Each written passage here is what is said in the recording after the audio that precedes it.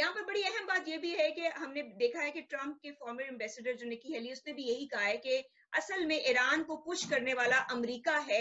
इस खित्ते के अंदर जितनी भी इंस्टेबिलिटी आई है वो सारी अमेरिका की अपनी जनरेट करता है, जिसकी ये ऑफशूट्स आ रहे हैं। अच्छा, यहाँ एक और बड़ी और अहम। निकी हेली मैं बताऊं, जी निकी हेली भी अपनी किस्म की बहुत बड़ी एक्सट्रीमिस्ट है। जी जी।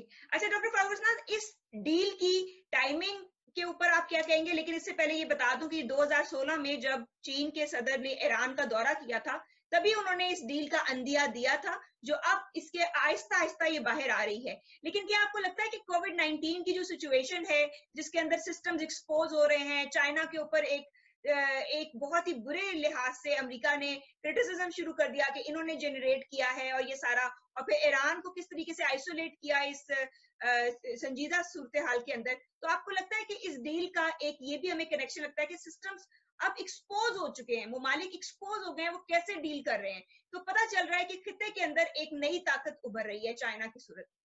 नहीं, वो तो पता नहीं, वो तो बिल्कुल साफ है। देखिए, होता ये है कि जब एक बड़ी ताकत जो दुनिया में ही उसकी मोनोपोली होती है, जब वो नीचे जाना शुरू हो, अंपायर नीचे जाती है ना। अब ये दो तरीके से नीचे जा रहे हैं। एक तो इनकी मिलिट्री पावर जो है वो बिल्कुल नाकाम हो गई। जी वैसे आप अगर दूसरी जंग अजीम से ही देखें, वियतनाम में इन्होंने 50,000 अपने लोग मरवा दिए, वहां से शिकस्त इनको हुई। उसके बाद ये अफगानिस्तान में बुरी तरह फंसे हुए हैं 18 साल से, और इनको और शिकस्त पे एक शिकस्त हो आखिरी रही है। सवाल इसके हवाले से मैं पूछना चाहूंगी, ये जो बार बार हम देख रहे हैं कि कॉन्स्पिरेसी थ्योरी के ऊपर बात हो रही है, बार बार ये बात हो रही है कि लगभग 5,000 चाइनीज सिक्योरिटी ऑफिसर जो है मुख्तलिफ मुआहदों की के लिए ईरान में मौजूद होंगे, तो एक सिक्योरिटी थ्रेट हो सकता है। खत्ते के अंदर एक नई कॉलोनी, एक सेमी कॉलोनी बनने जा रहा है ईरान, और जिसके ऊपर जवाद जरीफ ने अपना मौकफ वाजिया भी किया है कि हम एक भी इंच किसी भी रियासत को अपनी खत्ते में से, अपने इलाके में से नहीं देंगे। तो आपको क्या लगता है कि ये क्या घबराहट के साइन नजर आ रहे हैं मुख्तलिफ ममालिक के इस हवाले से कि क्या होने जा नहीं रहा है नहीं अब इस नहीं तरीके से? नहीं नहीं नहीं नहीं, ये तारीख बोल रही है। देखिए, अच्छा। ईरान की तारीख जो दो जंगे अजीम हुई हैं, पहली और दूसरी, हम्म। और दोनों जंग अजीम के दरमियान का जो अरसा था, उसमें जो जनूब है उस पर रूस ने, और शुमाल में बरतानिया ने, और ईरान दो हिस्सों में तकसीम होकर रह गया था ठीक इन्फ्लुएंस है। की वजह से। ठीक इसलिए है। उनको वो एक तारीखी वो अप्रीहेंशन है। फिर उनको अप्रीहेंशन अमेरिका की भी हैं कि ठीक है। अमेरिका ने किस तरह को टॉपल किया, और किस तरह CIA ने और बादशाह को। लेकिन मेरा नहीं ख्याल कि चीन का कभी भी ये ऐसा एजेंडा कोई रहा है। इरादा देखिए, नहीं लग रहा। चीन एक बहुत मजबूत ताकत होती थी, नेवल ताकत, 15वीं सेंचुरी में। 15वीं बिल्कुल। सेंचुरी में, और उसको उनकी नेवी बहुत ही बड़ी थी, इन सबसे बहुत बड़ी थी।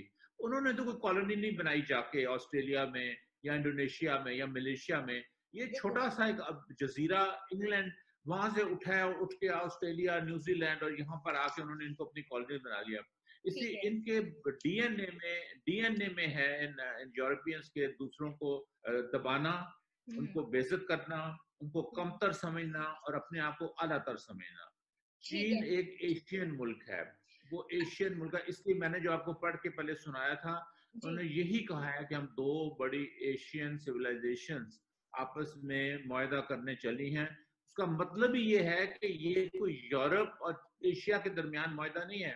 क्योंकि जब ये आप बात करते हैं, इसको लूज छोड़ देते हैं, तो फिर जी। यही लगता है जैसा यूरोपियंस एक आतन कॉलोनी सबको बनाते हैं या दबाने की कोशिश करते हैं, तो कहीं ठीक ये है। तो वो नहीं है। तो अच्छा। इसलिए मेरा ख्याल है अप्रीहेंशन होनी भी चाहिए। जो इंसान अकल रखते हैं वो हर पहलू से सोचते हैं। हम्म। मेरा ख्याल है विन विन सिचुएशन है, हम्म। पाकिस्तान के लिए, चीन जी। के लिए और ईरान के लिए और इस खत्ते के लिए। और आप खत्ते के देखेंगे लिए। आइंदा चल के इसमें तुर्की भी शामिल हो जाएगा। और बिल्कुल। ये जो गल्फी बिगड़े हुए शहजादे 14वीं और 13वीं सेंचुरी के जिनके ख्यालात हैं और जिनके मामलात हैं, वो आप देखें कि उनको मुंह की खानी पड़े।